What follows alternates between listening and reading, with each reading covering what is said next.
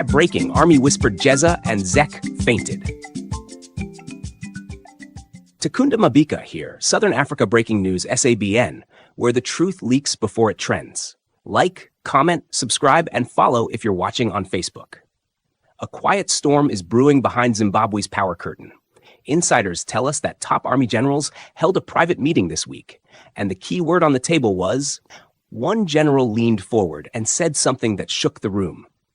Even if we change the president, but we don't change the electoral system, then we've done nothing. Real power should lie with the people, not a captured process. Another general reportedly added, the liberation struggle was about land and independence, but we must not defend that independence by blocking the most loved Zimbabwean from leading this country, even if they come from the opposition. We need an electoral system that lets the most popular person win freely. The generals are not just talking Geza, they're talking reform, real, long overdue reform. According to our insider government ghost, Zek was briefed on this meeting, and the effect was instant. Some officials appeared shocked. One allegedly said, wait, the army is thinking like that? Another whispered, we need to think twice before playing games with this election. Zek's staff reportedly began calling in sick. Others started mumbling about constitutional stomach cramps. One official was overheard saying, this time, we might have to count the votes properly. Welcome to the Deep Dive. This is where we take the sources you send us, your curiosities, and really try to pull out the core insights. Exactly. Get right to the heart of it. So today, we're looking at Zimbabwe. We've got a couple of video transcripts from Southern Africa Breaking News that a listener flagged for us. That's right. Two pretty significant topics, potentially. First, there are these alleged private talks among, top army generals. Okay. Discussing things like electoral reform, presidential powers, quite weighty stuff. And a second. The second is about a possible massive U.S. investment. We're talking lithium sector here. Right, lithium.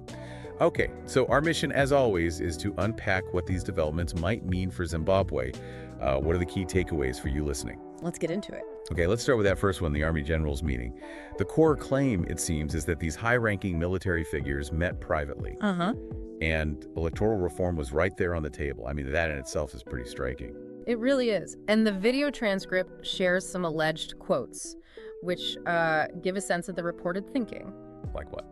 Well, one quote reported was, even if we change the president, but we don't change the electoral system, then we've done nothing. Real power should lie with the people, not a captured process. Pretty direct. Wow, okay. That's, yeah, quite a statement. Was there more? There was another one mentioned. The liberation struggle was about land and independence, but we must not defend that independence by blocking the most loved Zimbabwean from leading this country, even if they come from the opposition. Okay. We need an electoral system that lets the most popular person win freely. I mean, if that view is genuinely held at that level in the military, that could represent a significant potential shift. Historically, the focus might have been seen differently, right? More on regime security, perhaps. That's often been the perception, yes. Yeah. So this focus on the process, on letting the most popular win, even from the opposition, it's noteworthy. Those are definitely powerful statements. Yeah. It sounds like if this report is accurate, they're really questioning the mechanics of power transfer. Exactly. So what's the reported reason behind this? Why push for reform now, according to the source? Well, the video suggests maybe two main things. First, just a basic belief that the system should reflect who people actually want, popular will. Makes sense. And second, a concern about a, quote, puppet leader, someone maybe financed or influenced from outside. Ah, right. Who could gain too much presidential power and maybe, sell out national interests. So strengthening the electoral system, maybe rebalancing presidential powers, is seen as safeguarding the country. Okay, so safeguarding sovereignty through better process. Interesting angle.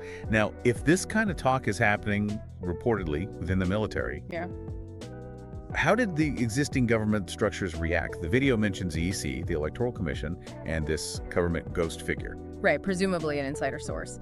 The reported reaction was, strong, shock, maybe some disarray. Yeah, the video talks about officials needing to think twice before playing games with this election. There were even these colorful bits about people calling in sick. Constitutional stomach cramps. Yeah, that was the phrase used, yeah.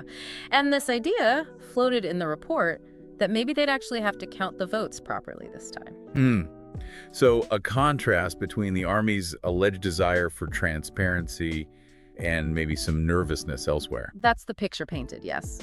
A desire for an independent system versus perhaps some apprehension. The source is apparently careful, though, saying these generals aren't calling for chaos. No, exactly. The video frames it as a push for a new Zimbabwe, something more legitimate, more stable, perhaps. Okay. And what about this government ghost perspective? Ah, yes, that adds another layer. The point made there was that the real war isn't just fought with guns anymore. Right. It's fought through elections, through media, through money.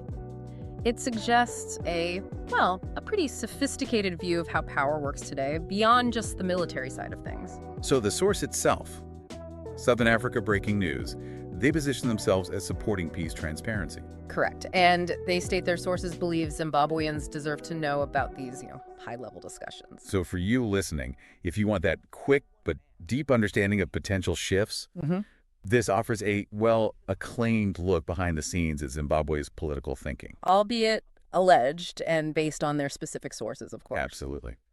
Okay, let's shift gears then. The second big piece, this potential U.S. investment in lithium. Now, the title mentioned one figure, but the transcript specified U.S. $17 billion, right? We should stick with that. Yes, definitely. The transcript clearly states U.S. $17 billion as the potential investment figure from the United States into Zimbabwe's lithium industry. And how is this being described? As potentially groundbreaking, but, and this is key, still unofficial. It seems to be based on diplomatic chatter and insider info from their sources. 17 billion is, it's a huge amount. What's the thinking behind this reported U.S. interest? Why Zimbabwe? Why lithium? The video points to a major strategic reason. The U.S. wanting to reduce its dependence on lithium sourced from China. Ah, the supply chain diversification angle. Exactly. And positioning Zimbabwe, which already ranks, among the world's top 5 for lithium reserves. Yeah. Positioning it as a critical global supplier for things like electric vehicles, batteries, all that green energy tech. And China's already heavily invested there in lithium, isn't it? The video listed some names. Yes, quite a few. Bakita Minerals, Cinnamine Arcadia Project, Wu Cobalt, which probably involves lithium despite the name, Sabi Star, Chungshin Lithium, Komadiv Lithium, Yahoo Group. So it's already a busy space. Absolutely. It highlights the global competition that's already underway for these critical resources. So if, and it's still an if, this U.S. $17 billion investment actually happens, what are the potential upsides for Zimbabwe, according to the report? The video suggests several key benefits. Job creation, obviously. Infrastructure upgrades, which are often needed. Critically important, yeah. Technology transfer, building local expertise, and, of course, significant tax revenues for the government. But again, these are potential benefits. It's not a done deal. Not at all. The video stresses these are ongoing discussions, diplomatic talks, no contract signed as far as the report indicates. And there must be challenges, right? Yeah. Even if the deal progresses. Oh, absolutely. The video mentions potential hurdles like Zimbabwe's regulatory environment. Investors always look at that. Stability, predictability. Exactly. Infrastructure limitations are another point raised. And crucially, ensuring that local communities actually benefit sustainably from such a massive project. That's always a big question. Yeah, avoiding the resource curse narrative. The report also mentioned Zimbabwe's Vision 2030. It did. Framing this potential investment as something that could align with and perhaps significantly advance Zimbabwe's own stated national development goals. Okay, so for you listening, this lithium story is really interesting. It highlights that intense global scramble for resources and shows a potentially huge economic shift for Zimbabwe. It's one of those aha moments when you see the scale and the strategic chess game being played. It really puts Zimbabwe on the map in that global energy transition context. Now, thinking about both these threats, the alleged army talks on reform and this massive potential U.S. investment. Do you see any connection? Could they be linked?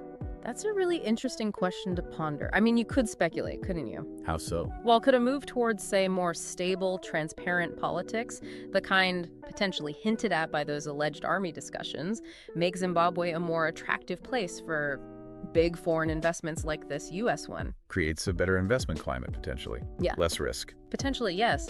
Conversely, maybe a huge influx of U.S. investment could subtly influence political dynamics too, though that's probably more complex, less direct. It's all speculation at this point, of course. Absolutely. And it's crucial, as the sources themselves note, these are reports, these are ongoing talks, the actual outcomes, we just don't know yet. And just to reiterate, our goal here in the deep dive isn't to endorse any view, just to unpack the information from the sources provided. Precisely. We're just laying out what the reports claim. Okay, so let's try and pull this together.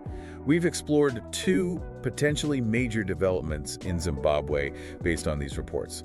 First, this idea of possible political shifts, maybe driven by elements within the army thinking about electoral reform, presidential power. Right, a potential rethinking of the political structure. And second, this huge potential economic story, the reported massive U.S. interest in Zimbabwe's lithium. A potential $17 billion game changer. Some definite aha moments, I think. Yeah. Understanding the alleged why behind the Army's thinking popular will, national interest. And grasping the sheer scale and the global strategy behind that potential lithium investment, it really shows Zimbabwe's role in the green energy shift.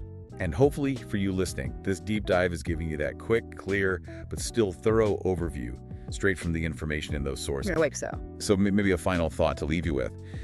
If you consider these potential shifts, political and economic, what do you think are the biggest long-term challenges and maybe opportunities for Zimbabwe and its people?